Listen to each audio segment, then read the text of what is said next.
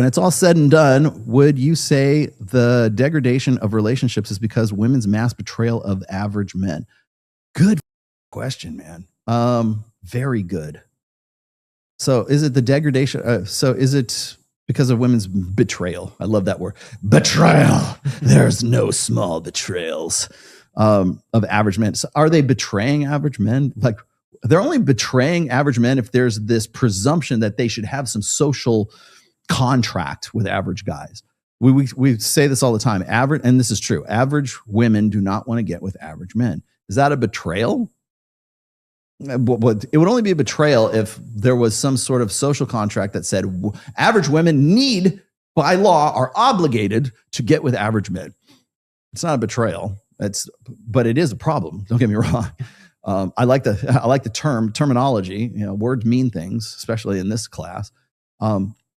But do I think that that's what is degrading relationships? And I've said this before when I was talking about sociosexual hierarchies. I go into great detail about sociosexual hierarchies from the definition that Vox Day talks about sociosexual hierarchies. If you don't know who Vox Day is, and you don't even know what sociosexual hierarchies are, you need an education in the red pill, my friend. You have not been in this space long enough, okay? I'm not necessarily a big proponent of sociosexual hierarchies. I do think that they're a useful tool in the same way that I think the female delusion calculator is a useful tool, right? So it categorizes guys in different hierarchies. You guys, everybody's heard of, it's funny, everybody's heard of Sigma males, but they have no idea where it came from. They have no idea that it's supposed to be a class set apart from the sociosexual hierarchies as put forth by Vox Day. VOXDAY.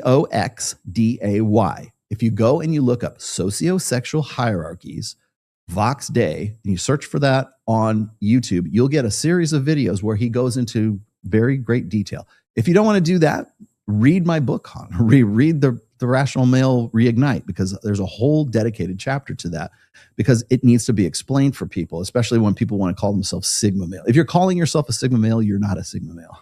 Sigma males wouldn't even acknowledge the fact, assuming they exist, they wouldn't even acknowledge sociosexual hierarchies, right?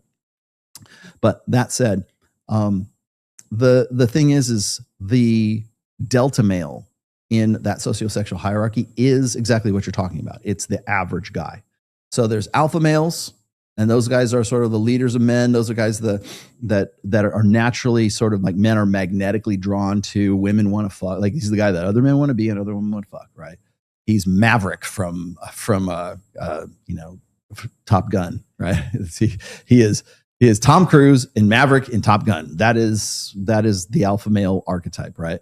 And then what's his best friend? Is that Goose? Who's his best friend? Yeah. Goose is the beta male, and not beta male in the terms that I talk about beta male. He's the beta male who's like the sidekick. He sort of gets the leftovers of the alpha male, right? He's not an asshole. He's actually a very well-meaning guy. He would like to be the alpha male. He's usually the best friend of the alpha male, but the beta male or the bravo male, whatever you want to call him, he's not quite a delta, but he has his own, he's his own person. He's his own individual. Most guys aren't even beta males. Few men are alphas. Fewish men are betas, but the most men are deltas. And deltas are what we would classically think of as beta males, but these are the guys that get shit done. They are the guys who go in and put an honest day's work and get an honest day's pay. These are they punch in and they punch out. These are the guys who keep the lights on. These are the guys who fill the potholes. These are the guys who work in raw sewage. They're the guys who work on the oil rigs. All those dudes that you see in Landman, those are the delta males. Those are the guys who are there, who are getting it done every fucking day, right? And without them, society collapses. Without delta males, you don't have construction workers, you don't have electricians, you don't have people doing your landscaping, you don't have people working in industry. All of the things that are like, you see these graphs of like the industries and the careers that women prefer, and they're usually like, HR, and they're involved with people, and for men, they're involved with things and doing stuff, right? If you lose the delta males, if you lose the guys who are like the workers, the guys who are happy, they just want to be left alone, right? They want to be able to, they shower when they come home from work and not before they go to work, right? If you have those guys who are convinced that society will give them a wife and give them a working paycheck Maybe they're a welder, maybe they're an electrician, maybe they're whatever. But the thought is that if they just do what they're supposed to do and they, get shit done, and they're average, and an average woman will want to get with them and have average babies with them, and they're going to create more little delta males, and the cycle continues. And that shit might have worked in a post-war, you leave it to Beaver, 1950s, 1960s, hell, right through the 80s, even through the 90s. All the delta males were the backbone of America, right? The heartbeat of America, right? They're salt of the earth people, right? The problem is now we have convinced women that, average women do not want to get with average men. And when that happens, you break the social contract. And the social contract is that, the average women are going to want to get with an average guy. Doesn't matter. He doesn't have to look like Clavicula. He just has to be, good looking enough. He just has to be funny enough. He just has to have a personality enough. But he goes to work, does 8 hours a day, 9 hours a day, 40 hours a week, comes home, has a 2 weeks vacation. Then he gets a retirement or whatever, 401k or a pension, whatever the fuck it is. And then he goes and he retires in the villages in Florida, and then he dies in a assisted living place. That's the life plan, right? And that's the delta male. You lose the delta male, you lose society. That's what really, you want to know why the degradation of relationships is dangerous? It's not mass betrayal, but it's like, if you want to know what the degradation of relationships is, it's because average women don't want to get with average men, or it's worse than that, I should say. Average women believe they are entitled to above average, exceptional, elite men. Even the 6 thinks she deserves an 8 or a 10. Even the 5 thinks she can still get the 7. She still thinks she can bat above her average at the very least. And if she can't, then she's dissatisfied with that. Then you've got the woman who